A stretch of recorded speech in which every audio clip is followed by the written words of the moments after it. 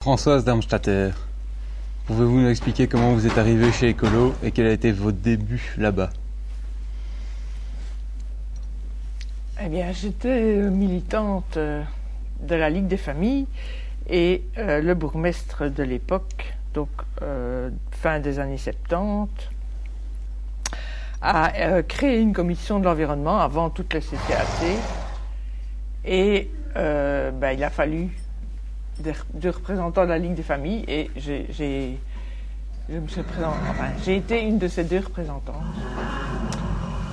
Et donc, c'est ma première expérience politique et ça a été vraiment essentiel, quoi. Parce que c'était une commission qui a fonctionné d'une façon interne, d'une façon extraordinaire, avec des gens motivés comme tout, on avait des dossiers fantastiques. Et puis, on était complètement ostracisés par le bourgmestre qui nous avait installés. Il a complètement discrédité tous les avis qu'on rendait. Alors, il y avait un échevin qui avait voix consultative, mais c'était lamentable. Donc, moi, je suis tombée en plein dans ce que la politique a de plus négatif, quoi. Et je me suis dit, c'est pas possible, il faut changer ça, quoi.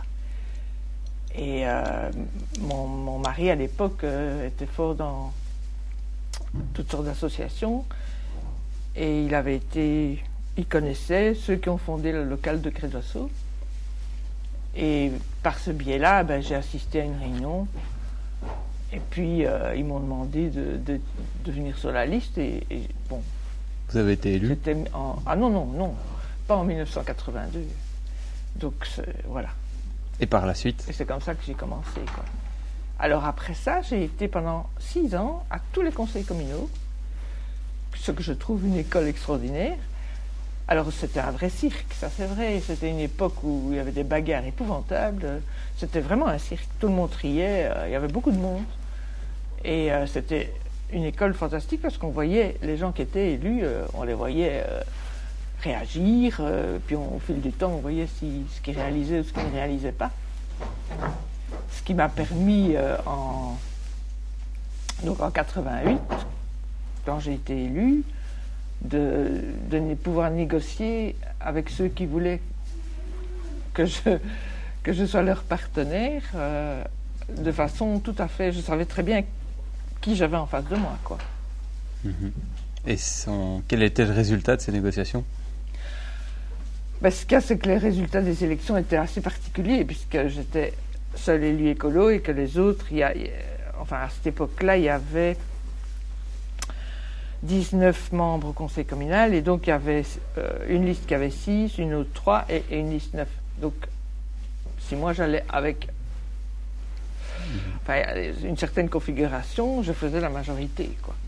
Mais les premiers qui sont venus me solliciter, ils voulaient me proposer comme bourgmestre, puisqu'à l'époque c'était pas réglé par la loi, quelqu'un que pour moi c'était hors de question qu'il soit bourgmestre. Il avait été bourgmestre pendant 6 ans, et ça, je ne voulais pas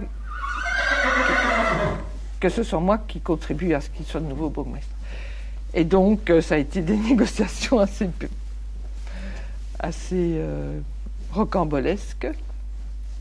À l'époque, on a même fait appel à Charles Rasquin de Chaumont-Gistoux, qui avait déjà une expérience de 6 ans, pour voir un petit peu comment se situer.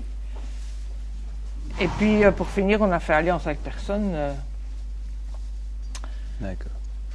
Et quel était votre thème de prédilection à l'époque et pendant toutes les années qui ont guidé votre action après?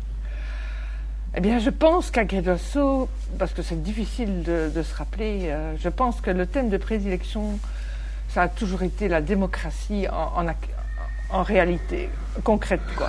Et donc, tous les problèmes de participation et de bonne gouvernance et d'efficacité, quoi.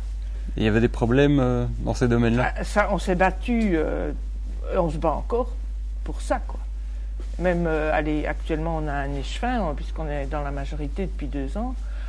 Et il y a des choses qui sont dans l'accord de majorité grâce à nous, et qu'on n'arrive pas à mettre en œuvre effectivement, quoi. Qui concerne donc la participation des habitants. Formellement, il y a des choses qui sont mises en place, mais vraiment, bon, un exemple pour moi, c'est le règlement d'interpellation du conseil communal. Pour moi, ça c'est vraiment un leurre absolu, quoi. Parce que on a été une des premières communes, c'était un échevin d'ailleurs de l'UDRT qui l'avait fait voter, a voté ce règlement d'interpellation du conseil communal par le citoyen. Et en fait, les gens déposent leurs questions, ils interpellent le conseil communal et puis on ne leur répond pas. Avant, ceux qui voulaient pouvaient leur répondre immédiatement, mais absolument sans engagement de quoi que ce soit. Maintenant, on ne peut même plus leur répondre dans le nouveau règlement. Et donc, c'est absolument sans aucun effet, quoi. Et comment vous voyez le combat d'Écolo dans le futur? Vers quoi Écolo doit tourner et tendre pour vous? Bon, je pense il y a un travail d'éducation incroyable à faire, quoi. Dans le sens de faire comprendre qu'est-ce qu'on veut dire quand on parle de durable, et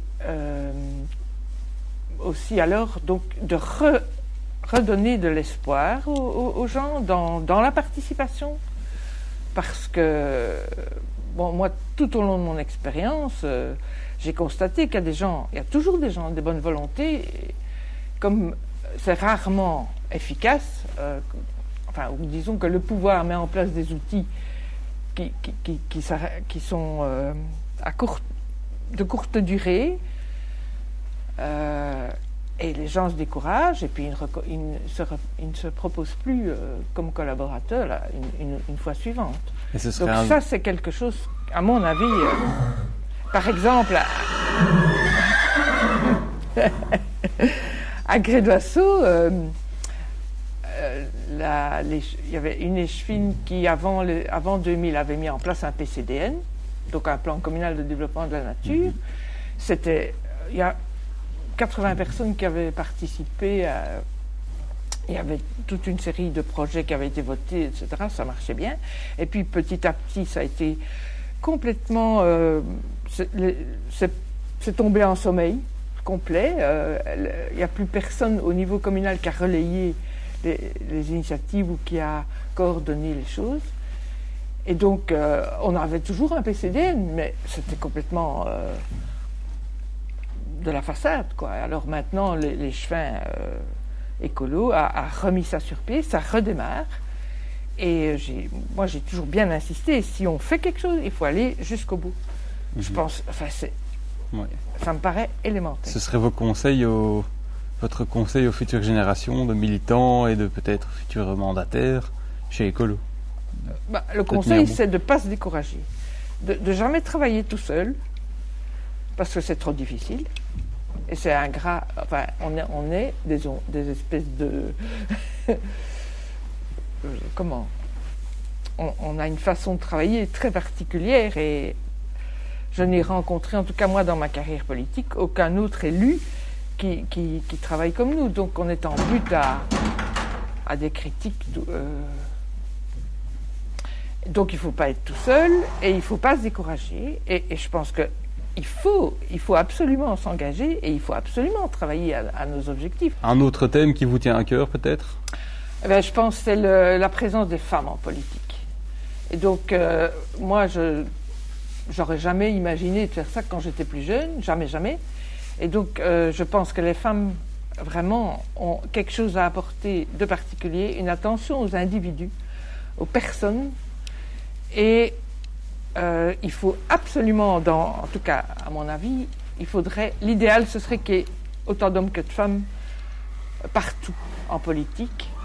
Et je pense que les choses seraient très différentes. Une dernière question, vous feriez mieux de faire attention à ce que vous allez répondre. Où est l'or de Jack Green?